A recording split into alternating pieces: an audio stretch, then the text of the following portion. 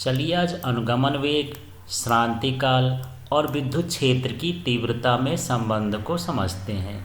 तो सबसे पहले एक चालक है, ये जो आपके सामने बना हुआ है ये एक चालक तार है इस तरह से, और इस चालक तार में धारा प्रवाहित की जा रही है। ये धारा का स्रोत लगा है, यहाँ सेल है, जो बड़ी लाइन है प्लस को दर्शाती है, ये माइनस को दर्शाती है। धारा हमेशा धनावेश से कहाँ की ओर बहती है, ऋणावेश की ओर बहती है। यहाँ पर ये जो लिखा है ये इलेक्ट्रॉन है और ये इसकी v d equal to drift velocity अनुगमन वेग है। जो इलेक्ट्रॉन का वेग होता है, इलेक्ट्रॉन का प्रवाह होता है, धारा के विपरीत होता है। धारा की दिशा धनावेश से ऋणावेश की ओर होती है, लेकिन इलेक्ट्रॉन प्रवाह की दिशा ऋणावेश से कहाँ की ओर होती है, धनावेश की ओर है।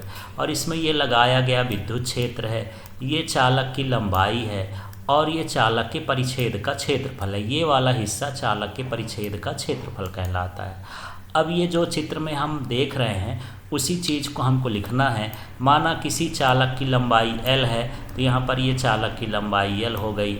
अनुप्रस्थ परिच्छेद या अनुप्रस्थ काट का क्षेत्रफल A है, तो ये अनुप्रस्थ काट का क्षेत्रफल हो गया, ये A हो गया। विद्युत क्षेत्र की तीव्रता E है, तो ये विद्युत क्षेत्र की तीव्रता E हो गई। अनुगमन वेग Vd है, V का मतलब वेलोसिटी और D का मतलब ड्रिफ्ट वेलोसिटी अंग्रेजी में बोलते हैं, इसलिए ये है अनुगमन वेग। यहाँ अनुगमन वेग क्या है, Vd है। यहाँ पर जो इलेक्ट्रॉन चालक के अंदर पाए जाते हैं उसमें आवेश जो है वो क्या है, E है, और यहाँ पर जो इलेक्ट्रॉन का द्रव्यमान है वो m है। इसके बाद हम बात करते हैं, यहाँ पर एक आ गया टाउ। ये श्रांति काल होता है कि जब यहाँ पर हम धारा प्रवाहित करते हैं तो इलेक्ट्रॉन त्वरित हो जाते हैं। त्वरित का मतलब इनमें गति आ जाती है और गति में परिवर्तन होता रहता है, तो ये धन आयनों से टकराते हैं। तो लगातार टक्करों के बीच का जो समय अंतराल होता है उसे श्रांतिकाल कहते हैं। अभी श्रांतिकाल की परिभाषा हम अलग से देख लेंगे। तो अब जब इसमें धारा प्रवाहित करेंगे या विद्युत क्षेत्र लगाएंगे तो विद्युत क्षेत्र के कारण इलेक्ट्रॉन पर लगने वाला बल, तो ये बल का जो सूत्र है F equal to E small E और ये कैपिटल E, ये कैसे आया? तो इसके पहले हम लोग विद्युत क्षेत्र की तीव्रता पढ़ चुके हैं और विद्युत क्षेत्र की तीव्रता थी F/Q। ये था एकांक धनावेश को अनंत से विद्युत क्षेत्र तक लाने में लगने वाला जो बल है वो क्या कहलाता है, विद्युत क्षेत्र की तीव्रता कहलाती है। तो यहाँ पर यदि मैं F निकालूं तो इस Q का गुणा इधर करेंगे तो F बराबर क्या हो जाएगा, इस सूत्र के हिसाब से QE।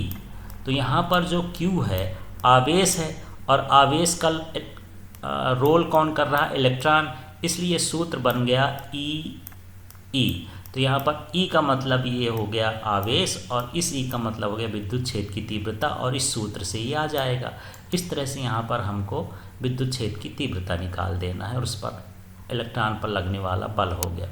लेकिन हम बल का ये वाला सूत्र भी पहले पढ़ चुके हैं, ये यांत्रिक बल का है कि जब हम उसमें बल लगा रहे हैं तो उसमें त्वरण भी उत्पन्न होगा। तो ये हो जाएगा ma, जहाँ पर जो m है वो इलेक्ट्रॉन का द्रव्यमान है और a इलेक्ट्रॉन का त्वरण है, और इस तरह से ये E हो गया। यहाँ साइड में हमको लिख देना है कि अब बराबर क्या होता है, ma होता है। यदि हम यहाँ पर a का मान निकालें तो इसमें से a को हम क्या कर दिए हैं, पक्षांतर कर दिए हैं, तो ये इस तरह से m नीचे आ जाएगा। अब हम जानते हैं कि त्वरण बराबर कर क्या होता है, त्वरण बराबर होता है वेग में परिवर्तन बटे समय। तो यहाँ पर a की जगह पर इसका मान रख दिए हैं Vd/टाउ, क्योंकि यहाँ पर जो Vd है ये अनुगमन वेग कहलाया और जो टाउ है वो श्रांतिकाल कहला गया। एक तरह से ये वेग बटे समय का ही कार्य कर रहा है, तो यहाँ पर ये त्वरण का मान हो गया। इधर का उसी तरह से कॉपी कर दिए, उतार दिए, इसमें कोई अंतर नहीं है। अब इस जो टाउ है इस टाउ का हम इधर गुणा कर दिए हैं, तो ये हो जाएगा ई टाउ अपॉन क्या हो गया, m। तो इस तरह से ये अनुगमन वेग हो गया, ये विद्युत क्षेत्र की तीव्रता हो गई और ये श्रांतिकाल हो गया। इस तरह से ये निर्भर करता है कि यदि विद्युत क्षेत्र की तीव्रता अधिक होगी तो अनुगमन वेग का मान अधिक होगा, यदि श्रांतिकाल अधिक होगा तो अनुगमन वेग का मान अधिक होगा। अब हम यहाँ पर समझ लेते हैं, अलग से ये पॉइंट है कि श्रांतिकाल होता क्या है।